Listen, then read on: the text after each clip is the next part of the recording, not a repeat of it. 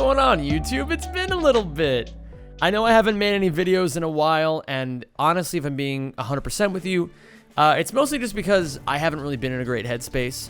But I'm going to leave all that for the end of the video. If you feel like watching me talk about what's going on in the future of this channel, etc., etc., you can feel free to, tag along until the end of the ride.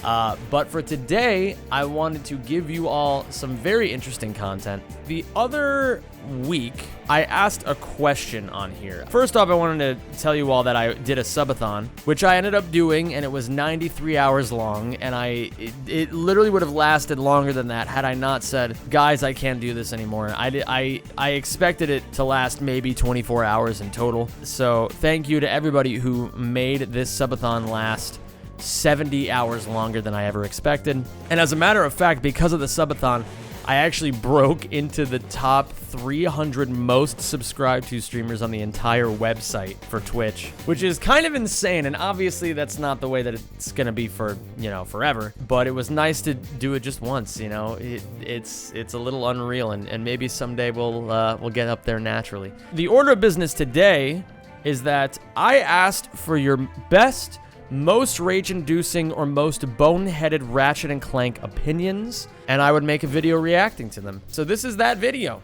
I haven't looked at any of these. There are 550 comments. I'm just gonna take like an hour and a half and just react to as many of them as I possibly can. So that's exactly what we're gonna do. So I guess we're gonna sort by top comments, which seems pretty logical, and then I'm just gonna go down the line. So first and foremost, all of the problems that would make later games, including size matters and the reboot and All for One, spawn directly from the changes Rack 3 made to the formula.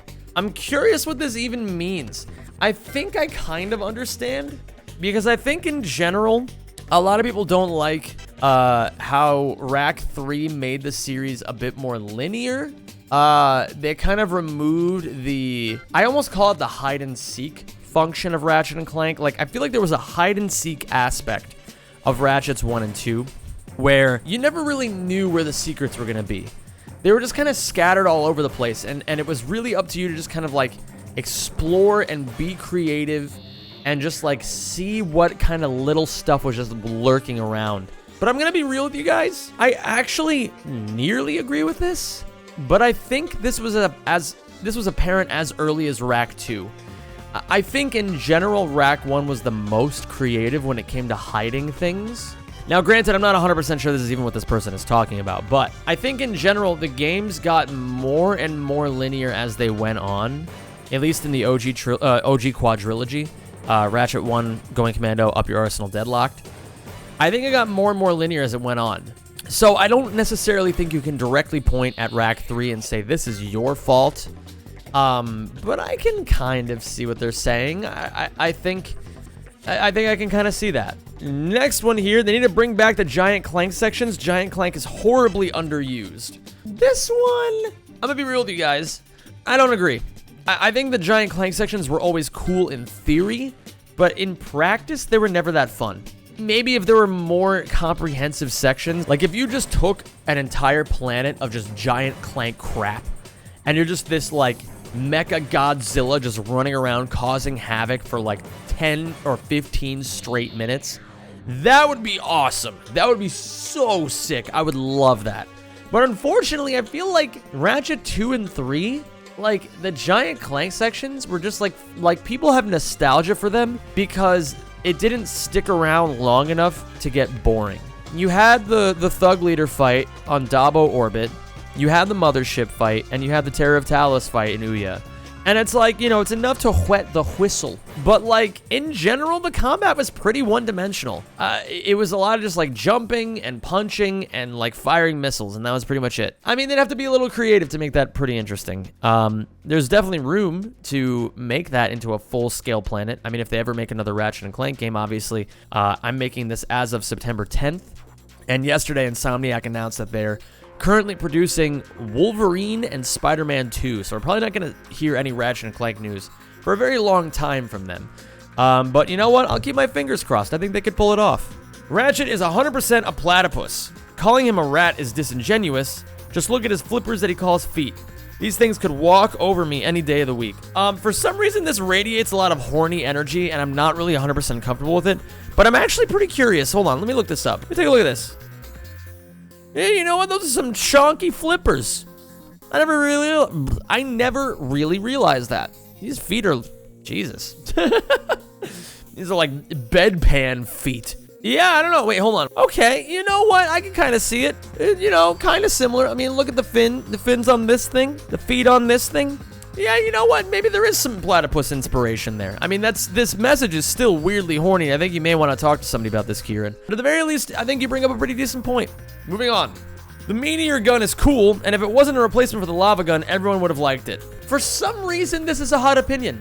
And I say that because the meteor gun is low-key one of the best guns in all of Ratchet and Clank 2. It just serves a totally different function than the lava gun. I think the lava gun, I agree with this 100%. Everybody loved the lava gun because you could like spin around in a circle, be like, wee, and just like lava just spewing everywhere, and enemies would be like, ah, as it like melted to death. But the lava gun kind of changed the formula of what the weapon does. And I think it pissed off a lot of people because of that. Because the lava gun is a single target weapon. Like, if you put the lava gun toe-to-toe with any of the bosses in Ratchet and Clank 2, it absolutely shreds them. For lack of a better way of putting it, it f***ed them up, like, really badly. But yeah, I think most people just missed, like, running around in a circle just spewing at lava everywhere. I think people really did miss that a lot.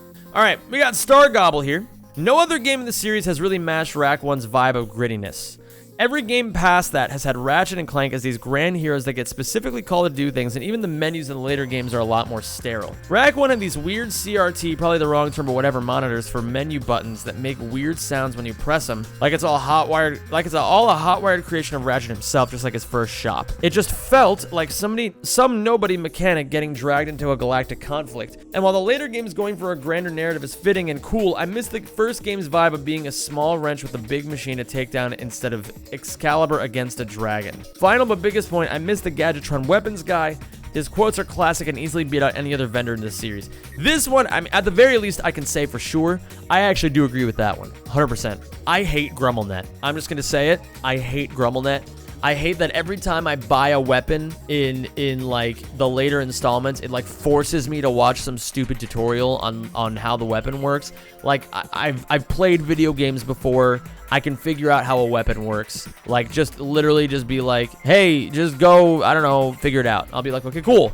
Let's see what this thing can do. And the other guy, the Gadgetron weapons guy, he was just like, hey, you buying something? You're gonna buy something or what? You're wasting my time. he's like, I got weapons to sell. I got bitches to fuck. He's like, you know, I like that guy. He had a lot of personality. As far as this, that's a take and a half. I don't necessarily think that's a super hot take. Maybe it is. Maybe I'm crazy. Yeah, this is a pretty interesting point. I think in general, I never really minded that the series kind of shifted focus, because you can't really pull off the same stunt twice like that. You know what I mean? Sure, the first game, you're this unknown factor just trying to save his home planet. But it's like after that happens, it's like, of course people in that universe are gonna know who Ratchet is. So I understand what they're trying to say, but I don't realistically think it's ever going to be possible to just kind of like reverse the clock on that. You know what I mean? It's like at the end of an anime where the main character, they're done. Their story is over. And like they beat the bad guy and everyone's safe and everyone's super happy. But it's like, you know, there's no more bad guy after that.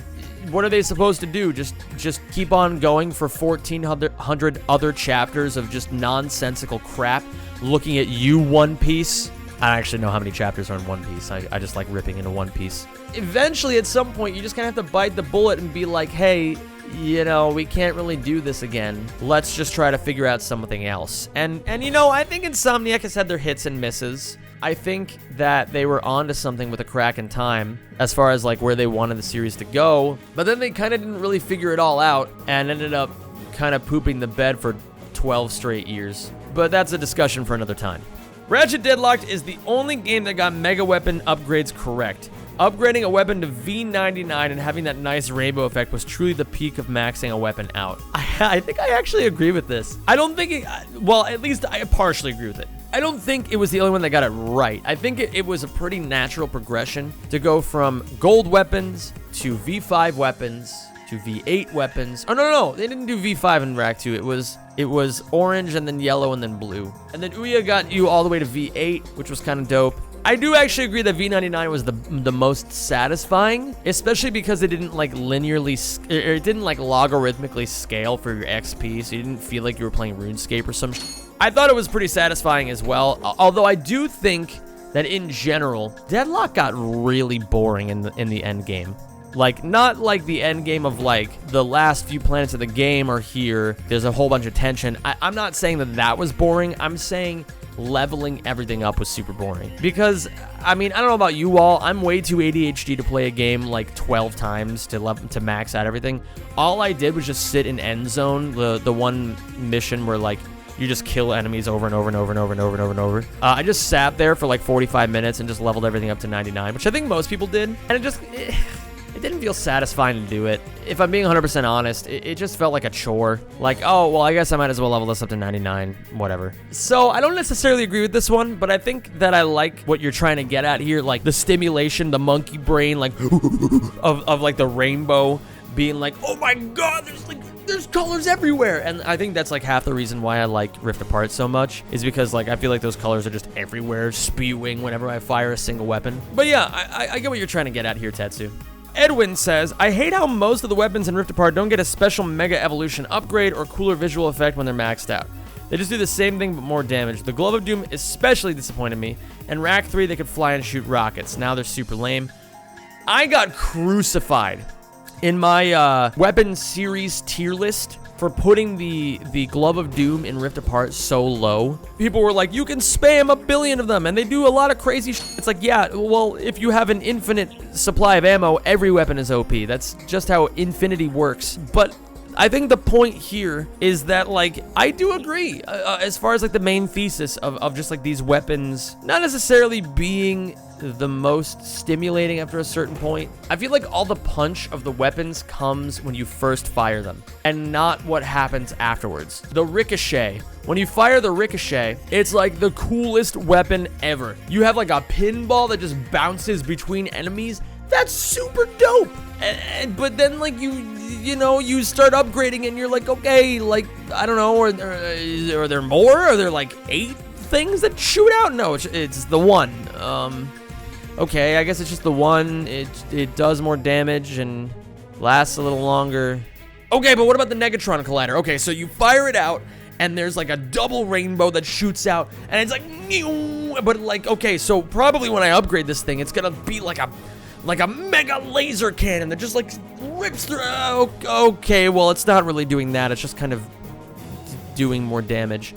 Yeah, I think I agree with this, actually. I don't really think that the upgrades were super enthralling, if you will. And then, like, even the Rhino 8, spoiler alert for people who haven't played it, the Rhino 8 exists. It's literally just, like, purple the gun. It's literally this, the weapon. It's literally the Eric Andre schedule. Just like, what if it was purple? It just makes your entire screen purple. So, I don't know.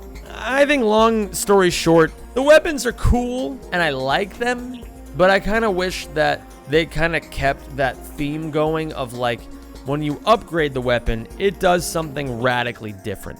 I didn't feel like that was there in Rift Apart, so I agree with this, Edwin. I do.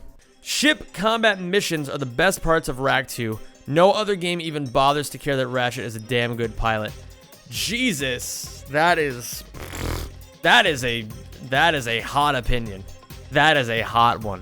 I hate the ship sections, personally. I'm not sure I know many people who actually like the ship sections. Best part?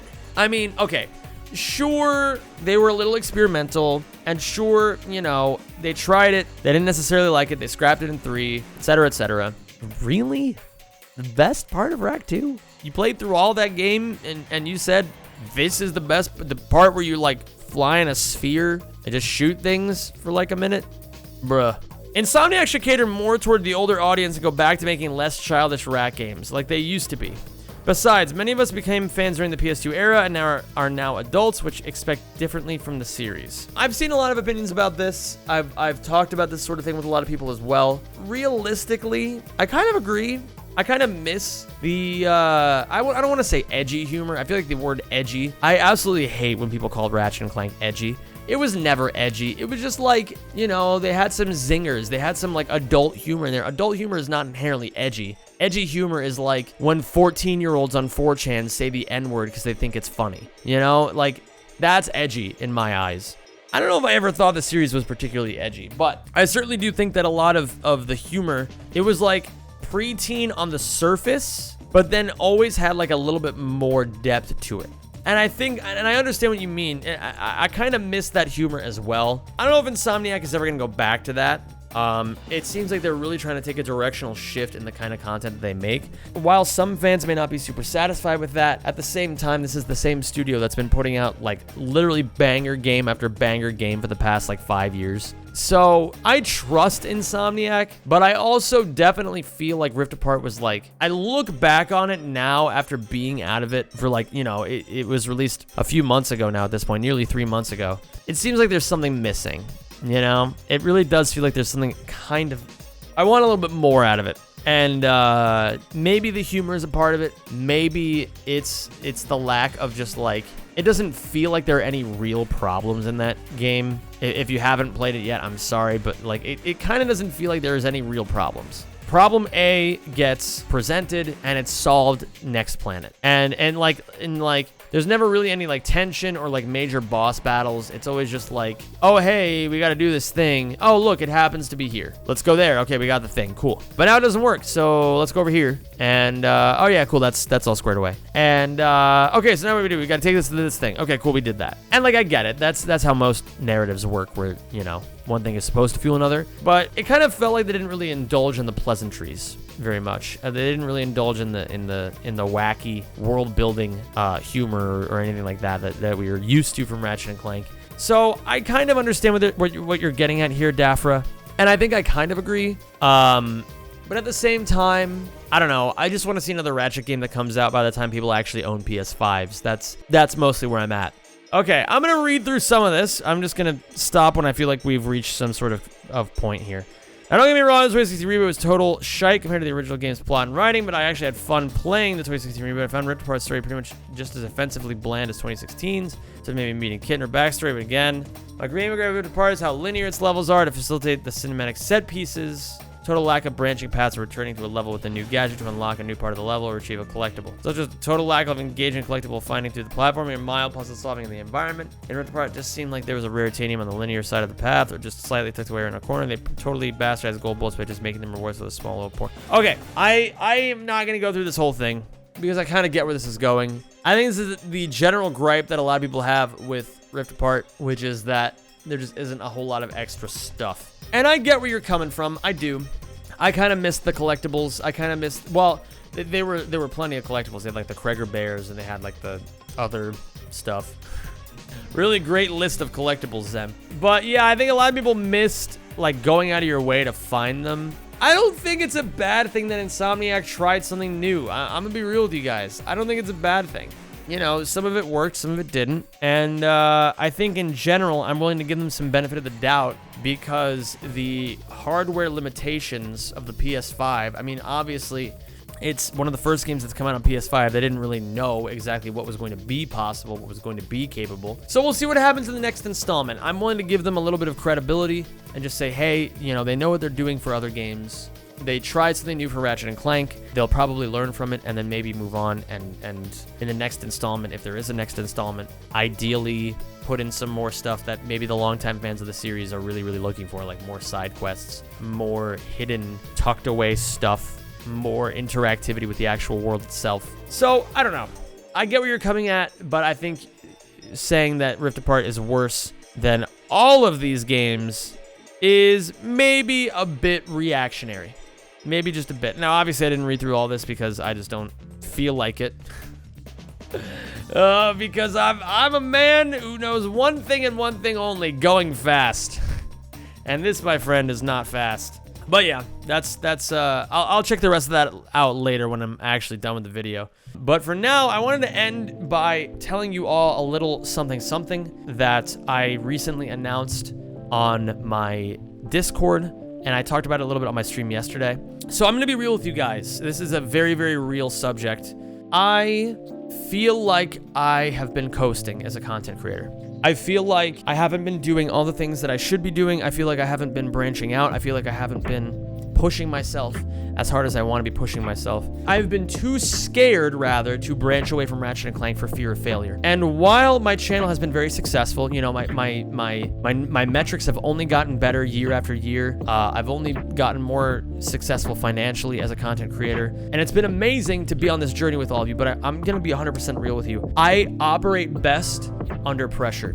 And for a very, very long time, I haven't been putting any pressure on myself. And so in an effort to grow and force myself to be the best content creator I can possibly be, not just for my sake, but for all of you who've supported me so much over the years, I want to let you all know I am giving myself 1 year. 1 year. So starting yesterday, September 9th, I'm giving myself until September 9th, 2022 to achieve what I call substantial growth.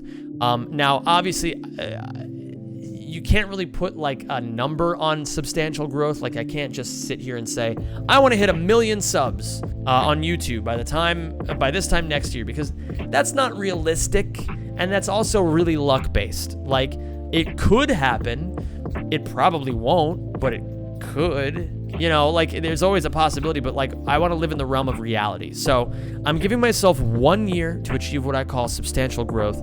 And if I cannot do it after trying my absolute hardest for 1 year, I'm gonna hang up my shoes and retire as a full-time streamer. Now, I don't want you to think, there's a lot of things that I'm sure that you may think upon hearing something like that. Here's what I don't want you to think. Number one, I don't want you to think that you need to watch my content out of pity. If you don't like my content, I don't want you to watch. I want an audience that watches my videos because they enjoy my content. I don't want people who watch me because they feel like they're a hostage. So if you don't enjoy my content, and if you think that like, you know, you're just not interested anymore, you are well within your right to leave a YouTube comment or like a comment on my Twitch channel and just be like, hey, I just want to let you know I'm not interested in this anymore, and this is why. If you did that and I never saw you again, I would at least I would be like, you know what? Sure, that sucks, but I appreciate that they told me why they don't like my content. I'm going to ruminate on this. I'm going to think about it and decide if I want to listen to their criticism and their feedback. Number two, I don't want you to necessarily think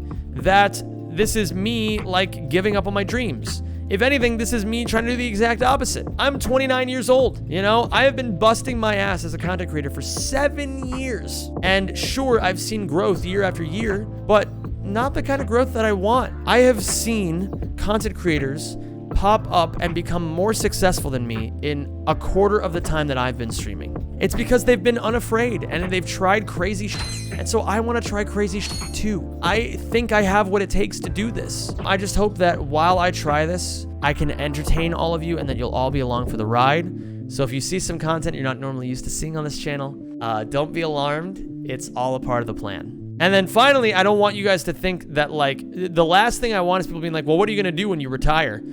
And I'm going to be like, wow, okay, all right, so you just straight up don't believe in me. And that's okay. You know, there's people, you know, you can't please everybody. But I don't have a backup plan right now. I don't know. Maybe I'll take up a coding boot camp and become a code monkey. Or maybe I'll just give it all in the opera world. Maybe I'll go back to being an opera singer. All I know is that for this next year, I have no backup plan and no intention to give anything other than 120% of myself to content creation. I really truly believe the sky is the limit. I hope you all believe it as well. I want to make this community a lot bigger. So in an effort to let you all know that I do have plans, we're currently finalizing the Minecraft server, the Zeb92 community Minecraft server, which had to unfortunately be delayed a little bit because of my 93 hours of streaming last week. But it's nearly finished, and we should have that launched maybe by this weekend. I mean, it's already Friday, so we'll see. We'll try to get up and running at some point in the next week. Yeah, I don't know. I got a lot on the docket. I'm gonna be speedrunning some stuff, doing some casual stuff, making some cool content, collaborating with other streamers. Keep your eyes peeled for that. And until next time, thank you all so much for watching my content. I love and appreciate all of you, and have a great rest of your day.